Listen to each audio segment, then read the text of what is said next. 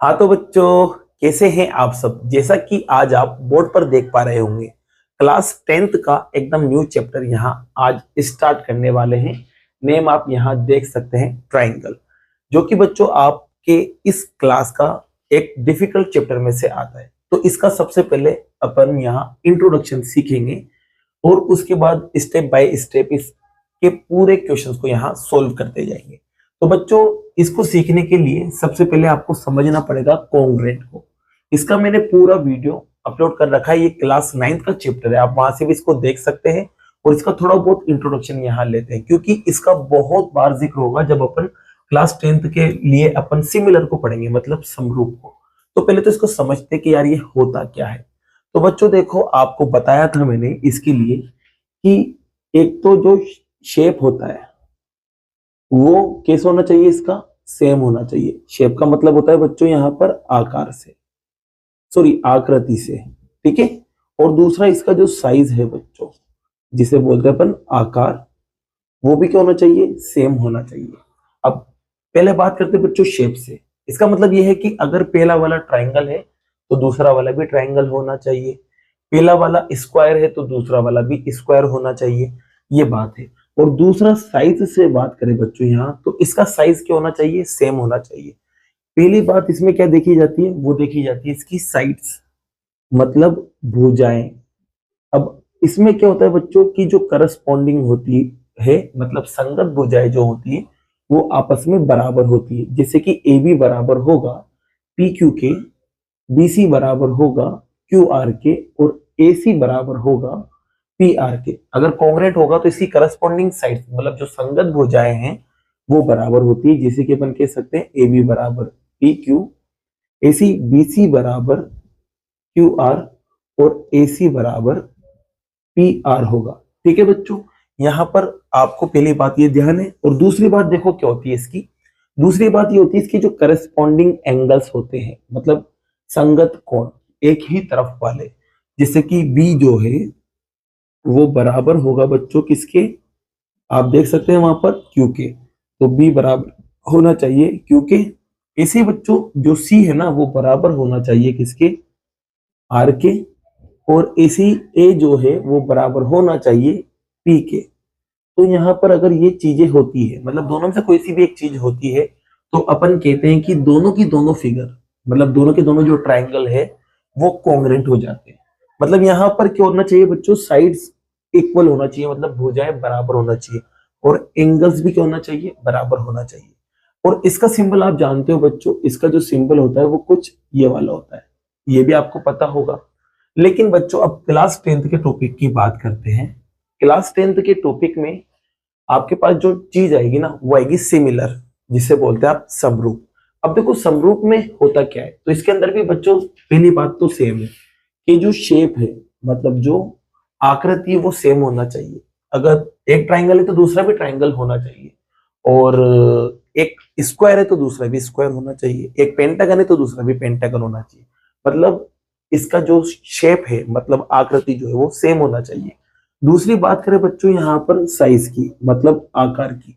अब ये यहाँ पर सेम नहीं हो तब भी चलेगा, आकार सेम नहीं हो ऐसा कंपलसरी नहीं है कि बराबर ही हो। यहाँ पर बराबर नहीं होगा तब भी ये सिमिलर हो सकते हैं। कैसे होंगे चलिए समझते हैं। तो इसमें भी बच्चों ये दो बात करेंगे अपन। तो जो दूसरी बात है ना बच्चों, ये तो सेम टू सेम रहेगी। क्या रहेगी, same to same, as it is जिसे बोल सकते हैं आप, ये पूरी की पूरी आएगी। मतलब ये वाला बंदा इसके बराबर होगा, ये वाला बंदा इस वाले के बराबर होगा, और ये वाला बंदा इस वाले के बराबर होगा। लेकिन जो पहली बात है वो थोड़ी अलग हो जाएगी। पहली बात अलग कैसे होगी, तो बच्चों यहाँ पर जो करस्पॉन्डिंग साइड्स है उनका जो रेशो है वो कैसा होगा, इक्वल होगा। मतलब इनका जो अनुपात है वो कैसे होना चाहिए, बराबर होना चाहिए। ठीक है। अब बच्चों इस चीज को एक शॉर्ट फॉर्म में अपन ये भी बोल सकते हैं, प्रपोर्शनल। एक ही बात है दोनों का मतलब, हिंदी में बोलेंगे समानुपात। दो टुकड़ों में बोले तो ये बोल सकते हैं, और एक सिंगल शब्द में बोले तो आप प्रोपोर्शनल बोल सकते हैं। इसका मतलब यही होता है इक्वल रेशियो। अब किसका बच्चों, ये होना चाहिए साइड का, मतलब भुजाओं का रेशो कैसे होना चाहिए बच्चों, बराबर होना चाहिए। अब जैसे कि कैसे, वो भी करस्पॉन्डिंग, जैसे कि ए बी का पी क्यू के साथ, ये लिखा बच्चों मैंने A B upon P Q, और बी सी का क्यू आर के साथ, और ए सी का किसके साथ बच्चों, पी आर के साथ। एसी का किसके साथ आ जाएगा, पी आर के साथ। अगर ये रेशियो बराबर आता है, मतलब ये प्रोपोर्शनल आता है, तो आप कह सकते हैं दोनों के दोनों क्या है, सिमिलर। अब चलिए इसको अपन मेजरमेंट के थ्रू भी समझते हैं। जैसे कि बच्चों मैंने दो ट्राइंगल यहाँ ले लिए, दो ट्राइंगल मैंने यहाँ ले लिए, ठीक है। जैसे कि अब मैं क्या करना चाहता हूँ, इसकी करस्पॉन्डिंग साइड्स बराबर लेना चाहता हूँ। जैसे कि मान लो ये 1 तो ये भी 1, ये 2 तो ये भी क्या होगी 2, ये 3 तो ये भी क्या होगी बच्चों 3। तो आप देख सकते हैं बच्चों यहाँ पर कि जो करस्पॉन्डिंग साइड्स है ना, मतलब एक तरफ वाली जो साइड्स हैं वो आपस में बराबर आ रही है, तो मतलब ये वाला रूल लग रहा है, ये वाला रूल लग रहा है, तो मतलब ये क्या होंगे, कॉन्ग्रेंट होंगे। लेकिन लेकिन बच्चों अगर मैं दूसरे डायग्राम ले लूं, जैसे कि यहां समझना, एक और मैंने लिया दो ट्राइंगल का डायग्राम, इसको मैंने दिया 1 2 3, यहां दिया बच्चों मैंने 2 4 और 6। अब आप देखोगे कि इसकी जो करस्पॉन्डिंग साइड्स थी, जैसे कि ये 1 है तो ये कितना आ रहा है 2, बराबर नहीं है। जैसे कि ये 2 है तो ये कितना आ रहा है 4, बराबर नहीं है। ये कितना है 3 तो ये कितना आ रहा है बच्चों 6, ये भी बराबर नहीं है। तो फिर ये कॉन्ग्रेंट नहीं हो सकते बच्चों, सर्वांगसम नहीं हो सकते, क्योंकि साइज सेम मांगा है बच्चों, लेकिन साइज यहाँ सेम नहीं है। तो बच्चों अब इस चीज को अपन देखते हैं यहां लगा के कि यार ये सिमिलर है या नहीं है, या समरूप है या नहीं है। तो बच्चों देखो यहाँ पर रेशो देखा जाता है, क्या देखा जाता है, रेशो। जैसे कि इसका इसके साथ, तो इसका इसके साथ रेशो देखेंगे तो बच्चों आएगा 1/2, आएगा नहीं आएगा, 20/10 कर देंगे। इसी फिर 2/4 लिखेंगे यहाँ पर, तो 2/4, और इसी 3/6 लिखेंगे बच्चों, तो ये 3/6। आप देखेंगे यार ये कट जाएगा तो यहाँ 1 और यहाँ 2 आएगा, ये भी कट जाएगा तो यहाँ 1 और यहाँ 2 आएगा। तो आप देखेंगे कि यार ये भी 1/2 है, ये भी 1/2 और ये भी 1/2 है, तो यहाँ रेशो इक्वल आ रहा है। क्या आ रहा है बच्चों, रेशो इक्वल। तो ये रेशो इक्वल आ जाए, जैसे कि यहाँ पर समानुपात आ जाए, मतलब प्रोपोर्शनल आ जाए, तो फिर अपन कह देंगे कि यार ये सिमिलर है। तो बच्चों यहाँ क्या पता चला कि यार देखो साइज सेम नहीं था, साइज सेम नहीं था, फिर भी ये दोनों क्या है, सिमिलर। क्यों, क्योंकि इनकी साइड्स का जब रेशो निकाला, जो अनुपात निकाला, वो क्या रहा था, इक्वल आ रहा था। इस वजह से ये दोनों ट्रायंगल क्या होंगे, सिमिलर। अब बच्चों एक बात और ध्यान रखना, जो सिमिलर होते हैं ना, इसका जो सिंबल होता है वो कुछ ऐसे होता है, ठीक है, इसका कुछ सिंबल ऐसे होता है। अब यहां से बच्चों आप और भी बातें कर सकते हैं। जैसा कि आपको पता है बच्चों, ये दोनों जो ट्रायंगल थे वो क्या थे, सिमिलर थे। अब आपको पता है कि ये सिमिलर तो है, लेकिन ये कॉन्ग्रेंट नहीं है। क्यों, क्योंकि इनका साइज क्या है, सेम नहीं है। तो बच्चों यहाँ पर एक बात क्या पता चली, पहली तो कि जो सिमिलर फिगर्स होती है ना, जो समरूप आकृतियां होती है, वो कॉन्ग्रेंट नहीं हो सकती, मतलब सर्वांगसम नहीं होती। चलो इसको उल्टा करके देखते हैं। जैसे कि बच्चों ये दोनों क्या थे, कॉन्ग्रेंट थे, मतलब सर्वांगसम। तो चेक करते कि ये दोनों सिमिलर बनेंगे या नहीं बनेंगे। तो इसके लिए कुछ भी नहीं करना, साइड का रेशो निकाल लेना है। तो जैसे कि बच्चों इनका रेशो निकालेंगे, तो इसका इसके साथ तो 1/1 बनेगा।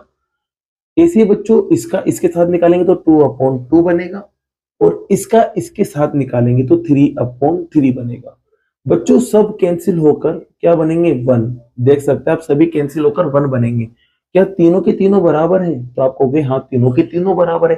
तो इसका मतलब यहाँ पर भी रेशो क्या आ रहा है, बराबर आ रहा है।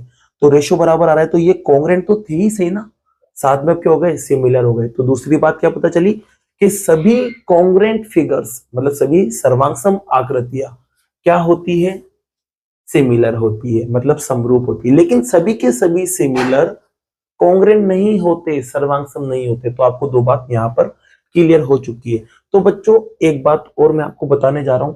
जैसे कि आप कोई सी भी फिगर ले लो, कोई सी भी आकृति जिसमें सभी साइड क्या रही हो, बराबर आ रही हो। ऐसी कोई सी भी दो आकृति ले लो जिसमें सभी साइड बराबर आ रही हो, वो सारी की सारी क्या होती है, सिमिलर होती है। जैसे कि मैं बताता हूं आपको यहाँ पर, जैसे कि मैंने एक तो स्क्वायर लिया बच्चों, और दूसरा भी क्या लिया मैंने, स्क्वायर। अब आपको पता है इसकी चारों लाइन बराबर होती है, तो इसकी भी चारों बराबर होगी। ये छोटा है तो इसको मान लेता हूँ ये 1 1 1 1, और ये थोड़ा बड़ा है तो इसको मान लेते हैं 3 3 3 3। अब इसका आप रेशो निकालो, तो इसका इसके साथ निकालोगे तो 1/3 बनेगा, इसका इसके साथ निकालोगे तो 1/3 बनेगा, इसका इसके साथ निकालोगे तो 1/3 बनेगा, और इसका इसके साथ निकालोगे तो 1/3। तो आप देख सकते हैं बच्चों यहाँ पर रेशो इक्वल आ रहा है, तो मतलब ये क्या होंगे बच्चों, सिमिलर होंगे। तो जिसमें भी सभी साइड की लेंथ बराबर होती है, जैसे कि स्क्वायर हुआ, इसके अंदर सभी साइड बराबर होती है, तो ये आपस में क्या होंगे, सिमिलर होंगे। जैसे ट्राइंगल में भी एक बंद होता है, इक्विलेटरल ट्राइंगल, आप जानते हो समबाहु त्रिभुज के बारे में, उसमें सभी साइड बराबर होती है। जैसे कि देखो यहाँ पर एक इक्विलेटरल ट्राइंगल बनाया मैंने, मान लीजिए इसकी लंबाई 2 2 2 है, और एक और बड़ा ट्राइंगल बनाया मैंने जिसकी लंबाई 5 5 5 है। तो आप रेशो निकालोगे बच्चों यहाँ पर, तो इसका इसके साथ निकालोगे तो 2/5 आएगा, इसका इसके साथ निकालोगे तब भी 2/5 आएगा, और इसका इसके साथ निकालोगे तब भी 2/5 आएगा। तो सारा रेशो बराबर आ रहा है ना, तो मतलब ये दोनों भी क्या होंगे, सिमिलर। तो ध्यान रखना, जब भी ऐसी फिगर आ जाए जिसमें सभी डायमेंशंस आपस में बराबर होती है ना, तो वो क्या होते हैं, सिमिलर होते हैं। जैसे कि अपन दो सर्किल की बात कर ले, तो बच्चों दो सर्किल में बात करें तो इसमें एक डायमेंशन होती है, वो है रेडियस। यहाँ पर भी क्या होती है, रेडियस मतलब त्रिज्या है। तो बच्चों अगर ये 1 होगी तो ये 2 होगी, या 3 मान लो, जो भी आपका मन है मान लो। अब इसका रेशियो निकालोगे तो 1/2 एक ही आएगा। अब एक ही आएगा तो बच्चों ये भी क्या होंगे, आपस में सिमिलर होंगे, मतलब समरूप होंगे। तो बच्चों ये कुछ आपका इंट्रोडक्शन था। इसके अलावा इसके कुछ रूल्स भी है जो अपन 6.3 में सॉल्व करेंगे। अब बच्चों अपन लेते हैं एक्सरसाइज 6.1 को। तो 6.1 में बच्चों यहाँ पर आपके पास कुछ क्वेश्चंस है, जैसे कि आपको दिया हुआ है पहला क्वेश्चन, ऑल सर्किल्स, फिर आपको दो ऑप्शन दे रखे हैं, एक तो सिमिलर और एक कॉन्ग्रुएंट। तो आपको पता है सभी सर्किल क्या होते हैं, आपको पता है सभी सर्किल सिमिलर होते हैं। तो फर्स्ट ऑप्शन आपका क्या फिल हो जाएगा, सिमिलर। ऐसे ही इसमें लिखा हुआ है ऑल स्क्वायर्स, फिर ब्रैकेट में वही लिखा हुआ है सिमिलर होंगे कि कॉन्ग्रुएंट होंगे। तो आपको पता है, अभी बताया मैंने कि जितने भी स्क्वायर्स होते हैं वो कॉन्ग्रुएंट तो हो ही नहीं सकते, क्या होंगे, सिमिलर होंगे। अभी जस्ट मैंने एक्सप्लेन किया है। ऐसे ही लिखा हुआ है जित ऑल, फिर फिल इन द ब्लैंक्स है, फिर लिखा हुआ है ट्राइंगल्स आर, अब ब्रैकेट में है आइसोसेलेस और इक्विलेटरल। तो आपसे कहा है कि कौन से ट्राइंगल सिमिलर होंगे, आइसोसेलेस ट्राइंगल सिमिलर होंगे कि इक्विलेटरल। तो मैंने यहां समझाया था अभी आपको, कौन से ट्राइंगल थे ये, इक्विलेटरल थे, मतलब समबाहु त्रिभुज। तो समबाहु त्रिभुज आपस में क्या होते हैं, सिमिलर होते हैं बच्चों। ये आपके पास तीसरा क्वेश्चन भी हुआ। इसमें एक फोर्थ पार्ट दे रखा है, देखिए समझना ध्यान से। इसमें 2 पॉलीगन्स दे रखे जिनके अंदर जो साइड्स है ना वो इक्वल है, मतलब अगर पहले पॉलीगन में 4 साइड है तो दूसरे में भी 4 होगी, पहले पॉलीगन में 5 साइड है तो दूसरे में भी 5 होगी। तो साइड्स दोनों में इक्वल है।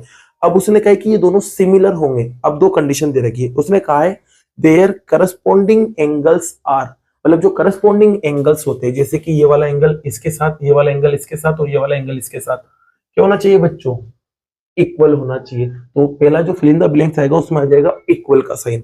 और एक और इसमें दे रखा है देयर करस्पॉन्डिंग साइड्स आर, जो करस्पॉन्डिंग साइड्स थी बच्चों, ये किसके अंदर थी बच्चों, आप यहाँ देख सकते हो प्रोपोर्शनल में थी, मतलब समानुपात। तो चौथे फिल इन द ब्लैंक्स में एक तो इक्वल आ जाएगा और दूसरा आ जाएगा प्रोपोर्शनल। ठीक है, ये आपका काम हो चुका है। अब बच्चों क्वेश्चन नंबर 2 में आपको एग्जांपल्स पूछे हैं। पहला तो सिमिलर फिगर का, सिमिलर फिगर के एग्जांपल आप यहां से देख सकते हैं। 2 इक्विलेटरल ट्राइंगल ले लो, या फिर 2 स्क्वायर ले लो, या फिर 2 सर्किल ले लो, ये सारे सिमिलर फिगर के एग्जांपल से। अब आपसे कहा है कि नॉन सिमिलर फिगर के एग्जांपल बताओ, नॉन सिमिलर। तो नॉन सिमिलर फिगर के एग्जांपल में आप एक तो सर्किल ले लेना, एक ट्राइंगल ले लेना, या फिर एक स्क्वायर ले लेना, एक ट्राइंगल ले लेना, या आपका क्या हो जाएगा, आंसर हो जाएगा बच्चों। तो इसी के साथ ये अपना एक्सरसाइज 6.1 और इसका इंट्रोडक्शन कंप्लीट होता है। अब बाकी के जो क्वेश्चन है बच्चों वो नेक्स्ट वीडियो में करते हैं। अगर वीडियो पसंद आई और ये इंट्रोडक्शन आपको समझ आया तो वीडियो को लाइक कीजिए, चैनल को सब्सक्राइब कीजिए। Thank you so much.